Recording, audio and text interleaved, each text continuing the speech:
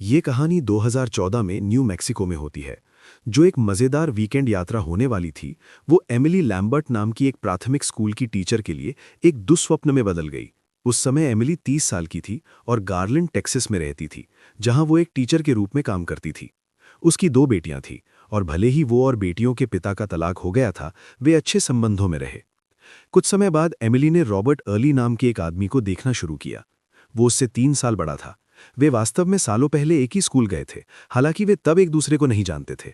वे बाद में साझा दोस्तों के माध्यम से फिर से जुड़े और रॉबर्ट ने तुरंत उस पर प्रभाव डाला। उनकी दोस्ताना बातें जल्दी ही एक रिश्ते में बदल गईं, और इस समय तक वे लगभग 4 महीने से डेट कर रहे थे। एमिली ने उसे अपने माता पिता डॉना और स्टीफन और अपनी बेटियों से भी मिलवाया। सभी को वो पसंद आया और वो उसके बच्चों के साथ तुरंत खुल मिल गया। आखिरकार रॉबर्ट को न्यू मैक्सिको में एक तेल क्षेत्र में नौकरी मिली और उसे टेक्सास से वहां जाना पड़ा। वो कार्ल्सबैड में एक होटल में रह रहा था, और उसने और एमिली ने तय किया कि वे वसंत के पहले वीकेंड को साथ बिताएंगे। उसने अपनी बेटियों को अपने माता पिता के पास छोड़ा और शुक्रवार 28 फरवरी 2014 को वहां गाड़ी से गई। ये लगभग 500 मील की यात्रा थी, लगभग 8 घंटे, और वो उससे मिलने के लिए उत्साहित थी। शनिवार को एमिली ने अपनी मां से एक छोटा फोन कॉल किया। वो खुश लग रही थी और उसने डॉना को बताया कि सब कुछ अच्छा चल रहा है। उसे रविवार शाम 2 मार्च को घर लौटना था, लेकिन उसी सुबह जब डॉना चर्च से बाहर निकली ही थी, उसे रॉबर्ट का एक संदेश मिला जिसमें उससे उसे कॉल करने को कहा गया था। जब उसने कॉल किया, रॉबर्ट ने उसे बताया कि एमिली लापता है। उसने कहा कि पिछली रात बार में उनका झगड़ा हुआ था। झगड़े के बाद एमिली बाहर चली गई और होटल वापस नहीं आई। उसकी कार अभी भी पार्किंग में थी और उसका फोन कमरे में ही पड़ा था। डॉना ने उससे पूछा कि क्या उसने पुलिस को कॉल किया है। उसने कहा कि उसने नहीं किया। उसने तुरंत उसे 911 मिलाने के लिए कहा। फिर रॉबर्ट ने ऑपरेटर को एमिली के गायब होने की रिपोर्ट दी, बताते हुए कि वो पहले ही उसके माता पिता और उसके पूर्व पति से बात कर चुका है, लेकिन किसी को नहीं पता कि वो कहाँ हो सकती है। उसने ये भी बताया कि जब वो बार से बाहर निकली थी, तब उसने शराब पी हुई थी। जब अधिकारी उस होटल में पहुंचे जहां एमिली और रॉबर्ट ठहरे हुए थे, उन्होंने तुरंत देखा कि एमिली की सारी चीजें अभी भी वहीं थी। उसकी कार बाहर खड़ी थी और उसकी पर्स, जिसमें उसका बटुआ और कागजात थे, यात्री सीट पर ही पड़ी थी। ये समझ में नहीं आता था, वो अपनी व्यक्तिगत चीजें बिना लिए क्यों चली जाती। फिर रॉबर्ट ने जासूसों को बताया कि गुमनामी वाली रात क्या हुआ था। उसने कहा कि वो और एमिली होटल के अंदर बार में गए थे। वे पी रहे थे, पूल खेल रहे थे और शुरू में मजे कर रहे थे। लेकिन चीजें तब बदल गईं जब वो एक दूसरे आदमी के साथ पूल खेलने लगा। रॉबर्ट के अनुसार एमिली नाराज हो गई और बार पर एक और ड्रिंक लेने चली गई। वहां उसने काउबॉय हैट पहने एक आदमी से बात करना और फ्लर्ट करना शुरू किया। यही उनका झगड़ा शुरू होने का कारण बना। रॉबर्ट ने कहा कि उस आदमी ने एमिली को उसके कमरे तक छोड़ने का प्रस्ताव दिया और एमिली ने ये बात उसे बताई। उसने उसे कहा कि अगर वो चाहती है तो वो उस आदमी के साथ जा सकती है। इसके बाद एमिली बाहर चली गई। रॉबर्ट ने नहीं देखा कि वो उस आदमी के साथ गई या अकेले बाहर गई। जब वो बाद में कमरे में लौटा तो वो वहां नहीं थी। उसने सोचा कि उसे शांत होने का समय चाहिए और वो सो गया। लेकिन जब वो अगली सुबह उठा और वो अभी भी वापस नहीं आई थी, तो उसने अपने माता पिता, उसके पूर्व पति और बाद में पुलिस को कॉल किया। लगभग 10 घंटे बाद एमिली के माता पिता स्टीफन और डॉना कार्ल्सबैड पुलिस स्टेशन पहुंचे। वे आधिकारिक गुमनामी रिपोर्ट दर्ज करने और किसी भी तरह से मदद करने आए थे। उन्होंने जासूसों को बताया कि एमिली कभी अपने बच्चों, अपनी नौकरी या अपने जीवन से यूं ही दूर नहीं जाती। कुछ ना कुछ गलत था। जासूस होटल की बार में कर्मचारियों से बात करने गए। कर्मचारियों ने पुष्टि की कि उस रात एमिली और रॉबर्ट के बीच झगड़ा हुआ था। अब तक रॉबर्ट का बयान उसी से मेल खाता था जो वे याद करते थे। बार के एंट्रेंस द्वार और होटल लॉबी में सिक्योरिटी कैमरे थे, इसीलिए जासूसों ने वो फुटेज निकाला, उम्मीद करते हुए कि ये उनके सबसे बड़े सवाल का जवाब देगा। क्या एमिली अकेले बाहर गई थी या किसी के साथ? वीडियो में दिखा कि एमिली रात 11:30 बजे बार से अकेले निकल रही थी, अपने कमरे की ओर तेजी से चलते हुए। वो पीछे मुड़कर नहीं देख रही थी और न ही किसी से बात कर रही थी। वो परेशान लग रही थी। कैमरों ने काउबॉय हैट वाले आदमी को भी दिखाया जो उसे जाते समय देख रहा था, जिसे जासूसों ने नोट किया, खासकर क्योंकि रॉबर्ट ने बताया था कि एमिली उससे बात कर रही थी। जासूसों ने सोचा कि काउबॉय हैट वाला आदमी उसके पीछे गया होगा, लेकिन फुटेज ने कुछ और दिखाया। वो आदमी तुरंत नहीं निकला, वो 4 मिनट तक वहीं खड़ा रहा। उसी समय रॉबर्ट बार से बाहर निकला। अगर एमिली सीधे कमरे की ओर गई होती तो वो तब तक वहां पहुंच जाती। जासूसों ने इसे नोट किया। जल्द ही अधिकारियों ने मीडिया की मदद से एमिली की गुमनामी की सूचना फैलाना शुरू कर दिया। उसका परिवार भी सोशल मीडिया पर सब कुछ शेयर कर रहा था, उम्मीद करते हुए कि किसी ने कुछ देखा हो। पुलिस होटल के मेहमानों से पूछताछ करती रही, लेकिन ज्यादातर लोगों को कुछ नहीं पता था। किसी ने कुछ अजीब या अलग नहीं देखा सिवाय एक आदमी के। वो रॉबर्ट के बगल वाले कमरे में ठहरा था।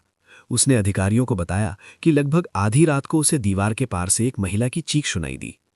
इस जानकारी के साथ जासूसों ने रॉबर्ट की मूल कहानी पर शक करना शुरू कर दिया। अगर किसी ने उस समय उनके कमरे से चिल्लाने की आवाज सुनी तो इसका मतलब था कि एमिली वापस कमरे में आई थी, जो इस बात के विपरीत था कि रॉबर्ट ने कहा था कि वो कभी नहीं लौटी। एमिली के गायब होने के 48 घंटे बाद रॉबर्ट पॉलीग्राफ टेस्ट देने के लिए तैयार हो गया। ये वास्तव में उसका अपना विचार था। उसने कहा कि वो अपना नाम साफ करना चाहता है और संदिग्ध की तरह व्यवहार नहीं किया जाना चाहता। लेकिन चीजें उसकी उम्मीद के अनुसार नहीं हुई। वो टेस्ट में फेल हो गया। जब परीक्षक ने उसे ये बताया, रॉबर्ट हैरान लगा और उसने टेस्ट दोबारा लेने की मांग की। पुलिस ने मना कर दिया। उन्हें पहले ही शक था कि वो कुछ छिपा रहा है और पॉलीग्राफ में फेल होना उन्हें और पुख्ता कर गया।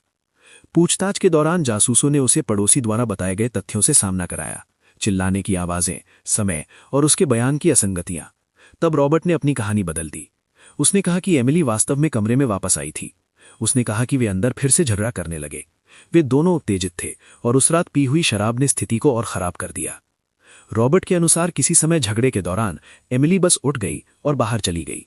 उसने कहा कि कुछ समय इंतजार करने के बाद वो अपनी कार में बैठा और उसे ढूंढने के लिए आसपास चलाने लगा। जब उसने कहा कि वो एमिली को नहीं ढूंढ सका तो उसने दावा किया कि वो होटल वापस लौट आया, इस उम्मीद में कि वो शांत होने के बाद लौट आएगी। लेकिन जब वो नहीं लौटी और जासूसों ने दबाव डाला तो उसने अपनी कहानी फिर बदल दी। इस बार उसने कहा कि उसने एमिली को होटल छोड़ने के बाद एक बड़े सफेद पिकअप ट्रक में बैठते हुए देखा।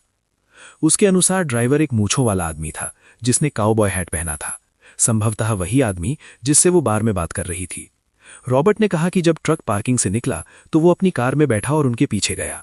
उसने जासूसों को बताया कि लगभग 15 मिनट तक वे चले और देजान में एक ऑडिलेट छोड़े हुए घर पर पहुंचे। जब ट्रक रुका, रॉबर्ट ने हॉर्न बजाया। उसने कहा कि ड्राइवर पाइप पकड़े बाहर निकला और एमिली भी बाहर आई और उसके अनुसार वो लगभग नग्न थी। रॉबर्ट ने फिर कहा कि जब वो आदमी रॉबर्ट को मारने के लिए पाइप उठाने लगा तो एमिली उसे बचाने के लिए बीच में आ गई और उसके सर पर चोट लग गई। उसने अधिकारियों को बताया कि वो घबरा गया, अपनी कार में बैठा और तेजी से चला गया। उसने कहा कि वो डर गया था और समझ नहीं पाया कि क्या करे, इसलिए उसने सब छिपा लिया। जासूस अजीब कहानियां अक्सर सुनते हैं, लेकिन ये अलग थी। फिर भी उन्हें हर सुराग की तलाश करनी थी और रॉबर्ट ने कहा कि वो उन्हें उस घर तक ले जा सकता है जहां ये सब हुआ था।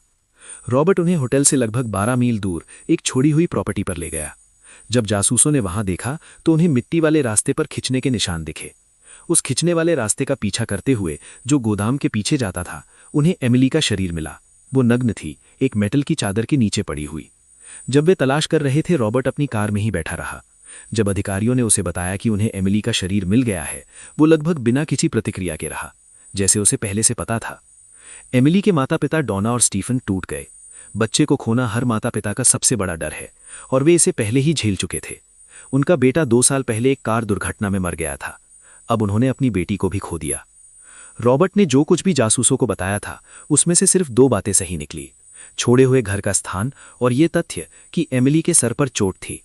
बाकी उसकी कहानी पर जांचकर्ताओं को गंभीर शक था। किसी ने भी होटल के पास कोई सफेद पिकअप ट्रक नहीं देखा।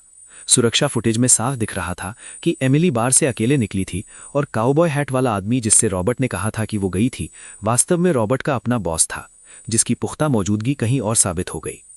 फोरेंसिक विशेषज्ञों ने बाद में पुष्टि की कि एमिली की मौत सर पर कई वारों से हुई थी। उसके चेहरे पर चोटें थीं और उसकी गर्दन पर निशान थे जो गला धांटने से मेल खाते थे। फिर जासूसों ने होटल की फ्रंट डेस्क की सुरक्षा फुटेज देखी और यहीं से रॉबर्ट की कहानी टूटने लगी। 11:48 पर रॉबर्ट रिसेप्शन डेस्क पर दिखा, अजीब व्यवहार करते हुए। वो इधर उधर देख रहा था, एक फोन कॉल किया और वापस बार की ओर चला गया।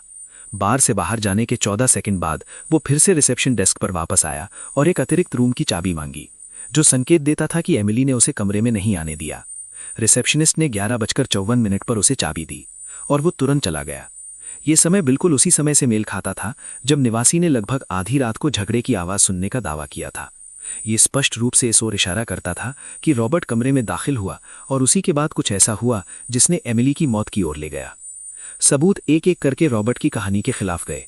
जासूसों को पता चला कि रिसेप्शन पर रॉबर्ट ने जो कॉल की थी वो एमिली को थी और उसने उससे बात करने से मना कर दिया। अतिरिक्त चाबी लेने के बाद वो उनके हॉलवे में गया, उसे फिर से कॉल किया और उसने फोन नहीं उठाया। कॉल वॉइसमेल पर चला गया। रॉबर्ट ने फोन नहीं काटा, बजाय इसके वो स्पेयर की से कमरे में गया। क्योंकि फोन रिकॉर्डिंग चालू थी, पूरा पल एमिली के वॉइसमेल पर रिकॉर्ड हो गया। ये अजीब और परेशान करने वाला था। रिकॉर्डिंग में एमिली चिल्लाते हुए सुनी गई कि वो उससे नफरत करती है और उसे अकेला छोड़ देने के लिए कह रही है। इन सब के बाद जासूसों ने रॉबर्ट को फिर बुलाया। उन्होंने उसे साफ साफ बता दिया कि अब ना तो कोई उसकी कहानी पर यकीन कर रहा है। पूछताछ के दौरान एक जासूस उसे खुलने के लिए उकसा सका। अंततः रॉबर्ट ने मान लिया कि झगड़ा बार में शुरू हुआ था, काउबॉय हैट वाले आदमी की वजह से। उसने कहा कि झगड़े के दौरान उसने एमिली से कहा कि वो जिसे चाहे उसके साथ जा सकती है। ये शब्द उसे लगे और वो बाहर चली गई, कमरे में गई और उसे वहीं छोड़ दिया। जब रॉबर्ट बार से वापस आया तो एमिली ने दरवाज़ा खोलने से मना कर दिया, इसीलिए वो स्पेयर की लेने गया। उसने चाबी से अंदर प्रवेश किया और अंदर आते ही झगड़ा फिर से शुरू हो गया। एमिली ने उसे बताया कि वो सब खत्म कर रही है, वो जा रही है और उसके साथ नहीं रहना चाहती। रॉबर्ट के अनुसार चीज़ें तब बढ़ गईं जब वो बाहर जा रही थी।